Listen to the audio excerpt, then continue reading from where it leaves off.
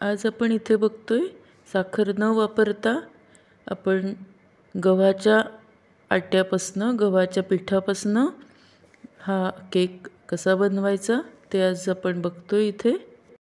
तसंच अंड न वापरता आणि गॅसवरतीच आपण हा केक बनवणार आहोत।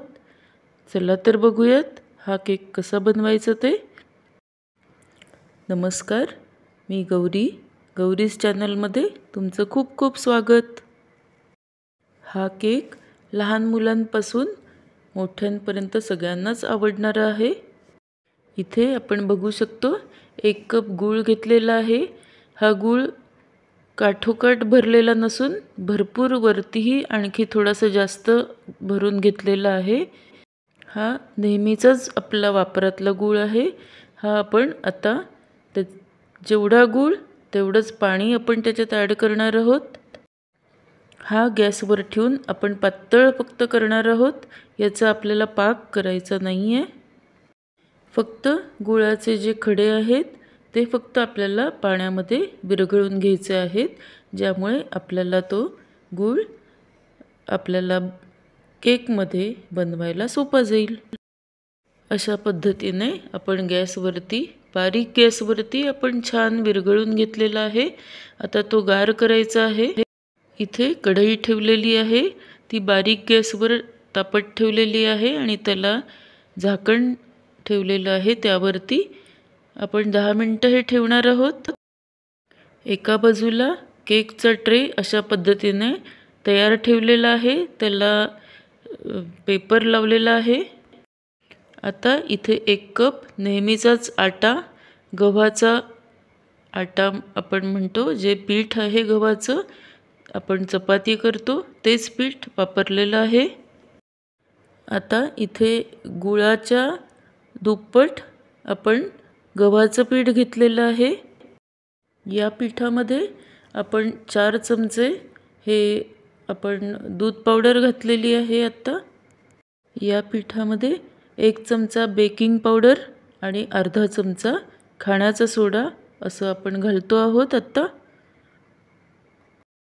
हे सगळं फ्रीजमधनं आधीच काढून रूम टेम्परेचरला सगळ्या वस्तू असल्या पाहिजेत, याची आपण काळजी घ्यायची आहे। यानंतर हे आपण चाळणीमध्ये सगळं घेतलेलं हे हलवून घ्यायचं, छान एकत्र करायचं आणि त्यानंतर ते चाळून घ्यायचं आहे। इथे दाखवल्याप्रमाणे आपण बघतोय सगळे पदार्थ छान एकत्र झाले पाहिजेत। अशा पद्धतीने आपण सगळं चाळून घेतलेलं आहे।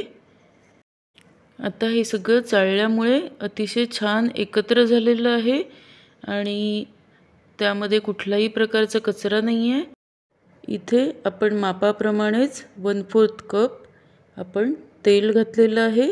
हे तेल नॉर्मल शेंगदाणा तेल आहे, तुम्ही कोणतंही तेल यामध्ये वापरू शकता। आता यामध्ये गार झालेलं गुळाचं पाणी ते आपण मिक्स करतोय।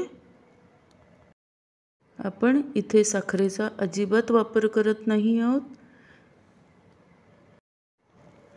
आता हे सगळं एकत्र छान मिक्स करून घ्यायचं आहे।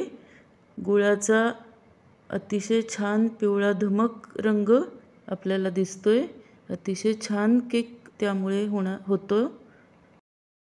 आता यामध्ये 1 चमचा व्हॅनिला इसेन्स घातलेला आहे।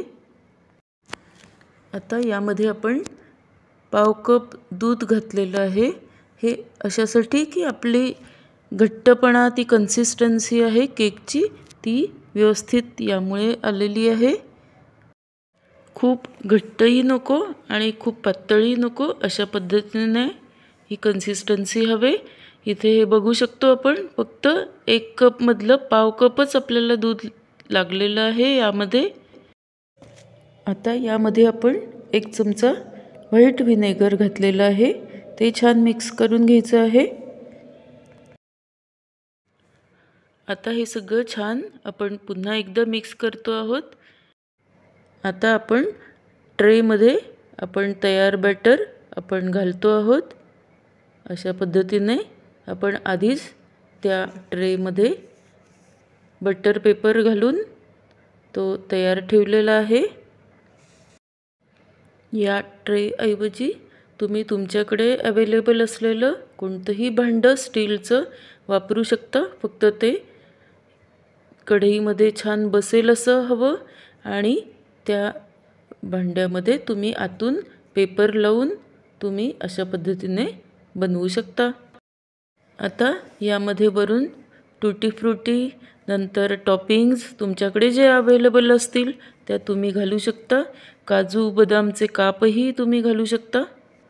आता आपण केक तयार करायला ठेवणार आहोत कढईमध्ये। अशा पद्धतीने आपलं कढई पण एका बाजूला तापलेली आहे, त्यामुळे लगेचच बॅटर ठेवून आपण केक ठेवू शकतो। झाकून ठेवायचं आहे लगेचच। इथे मी जाड बुडाची कढई ठेवलेली आहे आणि त्यावरती परात ठेवलेली आहे झाकून आणि गॅस बारीक ठेवलेला आहे। आता 25 ते 30 मिनिटांनंतर आपण बघू शकतो अशा पद्धतीने आपला केक तयार झालेला आहे। आपण चेक करून बघितल्यानंतर आपला केक 100% तयार झालेला आहे। अतिशय छान रंगही आलेला आहे, आपण बघतोय।